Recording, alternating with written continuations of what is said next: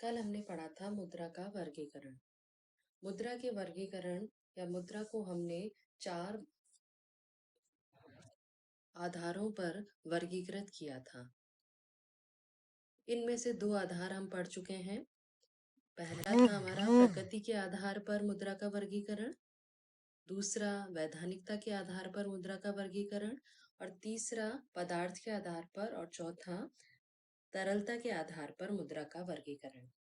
इनमें से प्रकृति वाला हम पढ़ चुके हैं, वास्तविक मुद्रा, हिसाबी मुद्रा। वास्तविक मुद्रा मतलब जो वास्तव में देश में प्रचलित है, जिसके द्वारा हम हमारे तीनों कार्य मतलब विनिमय का माध्यम, मूल्य का मापक और संचय के साधन का कार्य मुद्रा जिस मुद्रा के द्वारा संपन्न संपन्न करते हैं वो हमारी वास्तविक मुद्रा कहलाती है।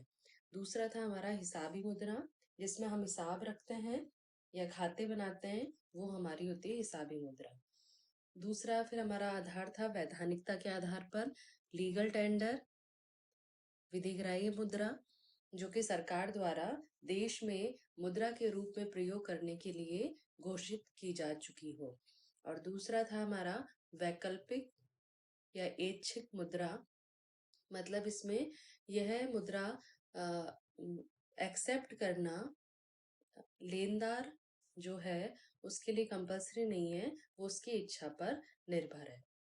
अब है हमारा जो तीसरा वर्गीकरण जो हम आज पढ़ेंगे, वो है पदार्थ के आधार पर मुद्रा का वर्गीकरण। पदार्थ के आधार पर मतलब मुद्रा जिससे बनी हुई है उस आधार पर भी हम मुद्रा को 2 भागों में विभाजित करते हैं। पहला धातु मुद्रा और दूसरा पत्र मुद्रा। यदि हम देखें तो आज के युग में पत्र मुद्रा ही प्रचलित है। अब इसमें सबसे पहले है धातु मुद्रा। धातु मुद्रा मतलब जब मुद्रा किसी धातु की बनी होती है तो उसे धातु मुद्रा कहा जाता है। इसमें जो इसमें धातु या सिक्के बनाते हैं, वो सिक्कों की निर्माण की विधि को अथवा ढलाई की प्रक्रिया को टंकण कहा जाता है। धातु मुद्रा भी आगे या धातु मुद्रा भी में जो सिक्के प्रचलित थे वो 2 प्रकार के होते हैं, प्रमाणिक अथवा पूर्णकाय, जिन्हें स्टैंडर्ड कॉइन्स भी कहते हैं, और दूसरा सांकेतिक सांकेतिक सिक्के, जिन्हें हम टोकन कॉइन्स कहते हैं। प्रमाणिक या पूर्णकाय सिक्के जो होते हैं उनकी कई विशेषताएं होती हैं, जैसे वो देश का प्रधान सिक्का होता है और विनिमय माध्यम के साथ साथ वो हिसाब की इकाई का भी कार्य करता है। इन प्रकार के जो सिक्के होते हैं उनका धातु मूल्य अथवा आंतरिक मूल्य तथा अंकित मूल्य बराबर, या हम कह सकते हैं पूर्णतः बराबर नहीं तो लगभग बराबर होता है। तीसरा यदि हम कहें तो ये सिक्के असीमित विधिग्राह्य प्रकृति के होते हैं। और चौथा यदि हम इनकी विशेषता देखें तो इनका टंकण जो होता है वो स्वतंत्र होता है। इसके अलावा जो सांकेतिक सिक्के हैं वो उनकी विशेषताएं इनसे जस्ट अपोजिट है। जैसे सांकेतिक सिक्के देश के गौण अथवा सहायक सिक्के होते हैं, इनका प्रयोग छोटे छोटे भुगतान करने में होता है। दूसरी विशेषता यदि हम कहें तो इनका अंकित मूल्य धातु मूल्य से प्राय अधिक होता है, मतलब दोनों बराबर नहीं होते हैं और उनका अंकित मूल्य उसकी अपेक्षा ज्यादा होता है। तीसरा हम कहें तो ये सीमित विधिग्राह्य होते हैं और चौथा यदि हम देखें तो इनका टंकण सीमित होता है। तो यदि हम देखें तो दोनों प्रकार के सिक्कों की अलग अलग विशेषताएं हैं, लेकिन ये दोनों ही मिलकर किसी भी देश में भिन्न भिन्न आवश्यकताओं को पूरा करते हैं और ये दोनों ही एक दूसरे के पूरक हैं। अब हमारा जो है इसका दूसरा वर्गीकरण वो है पत्र मुद्रा। पत्र मुद्रा क्या होती है? पत्र मुद्रा से आशय सरकार अथवा केंद्रीय बैंक द्वारा निर्गमित कागजी नोटों से है, जो एक लिखित राशि देने का वचन देते हैं। पत्र मुद्रा मुख्यतः 4 प्रकार की होती है: प्रतिनिधि पत्र मुद्रा, परिवर्तनशील पत्र मुद्रा, अपरिवर्तनशील पत्र मुद्रा और प्रादिष्ट पत्र मुद्रा। इंग्लिश में इन्हें हम कह सकते हैं representative paper money, convertible paper money, inconvertible paper money और फिएट पेपर मनी। अब हम यदि देखें तो आज अधिकांश जगह अपरिवर्तनशील पत्र मुद्रा ही प्रचलित है। लेकिन हम इन चारों को यदि देखना चाहें, इनकी विशेषताएं एक दृष्टि में हम इनको समझ सकते हैं। जैसे प्रतिनिधि पत्र मुद्रा क्या होती है? यदि पत्र मुद्रा निर्गमन के लिए 100% मूल्य का सोना व चांदी सुरक्षित कोष के रूप में रखे जाते हैं और पत्र मुद्रा सोना चांदी अथवा किसी प्रामाणिक मुद्रा में परिवर्तनशील होती है, तो उसे प्रतिनिधि पत्र मुद्रा कहते हैं। अर्थात जब भी हम पत्र मुद्रा का निर्गमन करते हैं, तो उसके पीछे कुछ कोष रखा जाता है, जिन्हें हम रिजर्व कहते हैं। तो प्रतिनिधि पत्र मुद्रा जो है, उसमें 100% रिजर्व रखे जाएंगे और उसमें जो मुद्रा उसके इशू की जाएगी, वो भी पूर्णतः परिवर्तनशील होती है। दूसरा आता है परिवर्तनशील पत्र मुद्रा। क्योंकि हम देखते हैं प्रतिनिधि पत्र मुद्रा में लोचता का अभाव था, क्योंकि हमें जितना पैसा या जितना मुद्रा निर्गमित करनी है, उतने रुपए उतनी वैल्यू तक का ही कोष हमें उसके पीछे रखना होगा। तो ये उसमें लोचता का अभाव नहीं था। उसमें लोचता का अभाव था, उसमें प्रतिनिधि पत्र मुद्रा में लोचता नहीं थी। तो उसकी कमी को दूर करने के लिए परिवर्तनशील पत्र मुद्रा की व्यवस्था की गई। इसमें क्या होता है, 100% निधि धातु कोष में रखे बिना पत्र मुद्रा का निर्गमन किया जाता है और ये जो मुद्रा निर्गमित होती है, वो परिवर्तनशील होती है, इसलिए इसको हम परिवर्तनशील पत्र मुद्रा कहते हैं। इसके बाद आता है अपरिवर्तनशील पत्र मुद्रा। अपरिवर्तनीय पत्र मुद्रा वह है जिसे प्रमाणिक सिक्कों अथवा मूल्यवान धातुओं में बदलने का कोई आश्वासन नहीं होता है और ना ही सरकार इसको इसके लिए कोई कानूनी रूप से बाध्य होती है। इसके पीछे साधारणतः मतलब इसको जब हम निर्गमित करते हैं इस प्रकार की मुद्रा को, तो इसके पीछे हम साधारणतः सरकारी प्रतिभूतियां, बॉन्ड्स, ट्रेजरी बिल, विदेशी विनिमय सुरक्षित कोष के रूप में रखे जाते हैं। और धातुएं जो होती हैं वो कोष में एक सीमित मात्रा में ही रखी जाती हैं।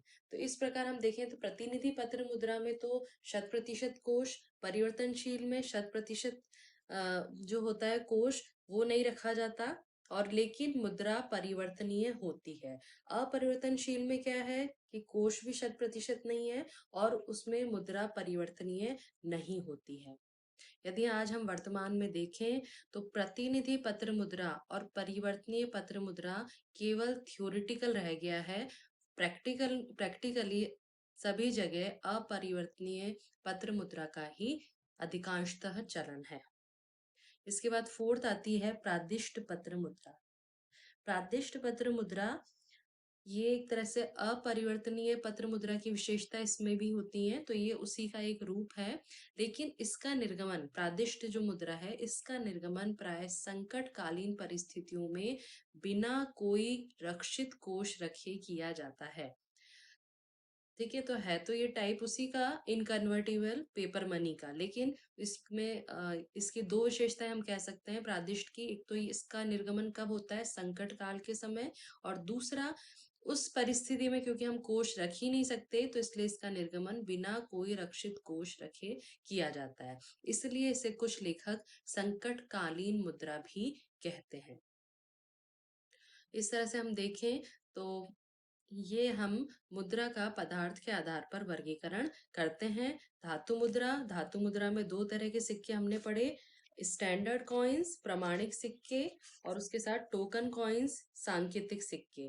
और ये जो हमने पत्र मुद्रा पढ़ी वो चार तरह की पढ़ी।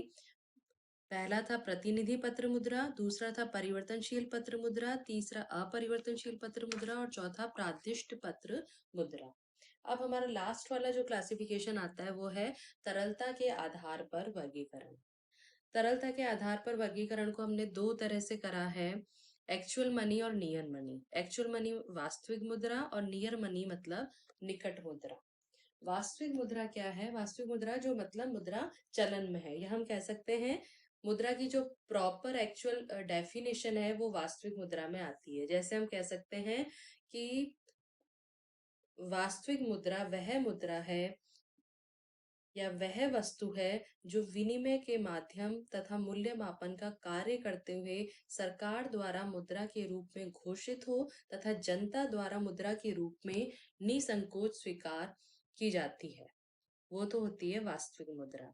अब आती है हमारी निकट मुद्रा। निकट मुद्रा हम किसे कहते हैं? निकट मुद्रा जो है, निकट मुद्रा मतलब आप कह सकते हो कि वो मुद्रा तो नहीं है, लेकिन उसको हम मुद्रा में कन्वर्ट कर सकते हैं। निकट मतलब मुद्रा के पास, नियर मनी मतलब मुद्रा के करीब करीब पास। तो इसका अर्थ क्या है? वो खुद मुद्रा तो नहीं है, लेकिन उसको हम मुद्रा में कन्वर्ट कर सकते हैं, इजीली उसको चेंज किया जा सकता है। अर्थात निकट मुद्रा में वे सभी आदेय सम्मिलित किए जाते हैं जिसमें मुद्रा के अनेक गुण होते हैं, इनमें तरलता होती है तथा इन्हें मुद्रा में बदला जा सकता है। अब हम देखें तो मुद्रा, निकट मुद्रा, काम तो दोनों पेमेंट के ही आते हैं, पर इनमें कुछ अंतर है। जैसे हम कह सकते हैं निकट मुद्रा में इतनी अधिक तरलता नहीं होती जितनी की मुद्रा में होती है। क्यों? क्योंकि मुद्रा तो स्वयं ही तरल रूप है। तरल मतलब कन्वर्टिबल इनटू कैश, मतलब नगद में परिवर्तित। तो मुद्रा तो खुद ही नगद है, तो वो तो सबसे तरल रूप है। लेकिन निकट मुद्रा में इतनी अधिक तरलता नहीं होती जितना मुद्रा में। हम उसको कैश में कन्वर्ट कर सकते हैं, लेकिन हमें कुछ प्रोसेस उसके लिए करना होता है। मुद्रा जो होती है, दूसरा हम अंतर ये कह सकते हैं, मुद्रा जो होती है वो सभी वस्तुओं तथा सेवाओं के मूल्य की मापक है। लेकिन निकट मुद्रा पदार्थों का मूल्य भी मुद्रा में ही व्यक्त किया जाता है। मतलब मुद्रा तो, मतलब मुद्रा से हम किसी भी चीज का मूल्यांकन कर सकते हैं, लेकिन निकट मुद्रा का खुद का मूल्य किसमें, वैल्यू किसमें आंकते हैं? मुद्रा में ही उसको व्यक्त किया जाता है। तीसरा हम कह सकते हैं भुगतानों के लिए निकट मुद्रा का सीधा प्रयोग नहीं किया जाता, बल्कि इन्हें मुद्रा में बदलना होता है। और इसकी जगह यदि हम मुद्रा की बात करें तो हम डायरेक्टली उसको पेमेंट के काम में ले सकते हैं। फोर्थ पॉइंट यदि हम देखें तो ये हो सकता है कि मुद्रा से आय प्राप्त नहीं होती, जबकि निकट मुद्रा से हमें ब्याज अथवा लाभांश के रूप में आय प्राप्त हो सकती है। निकट मुद्रा मतलब जो खुद मुद्रा तो नहीं है, लेकिन उसको हम जरूरत पड़ने पर कैश में कन्वर्ट कर सकते हैं। जैसे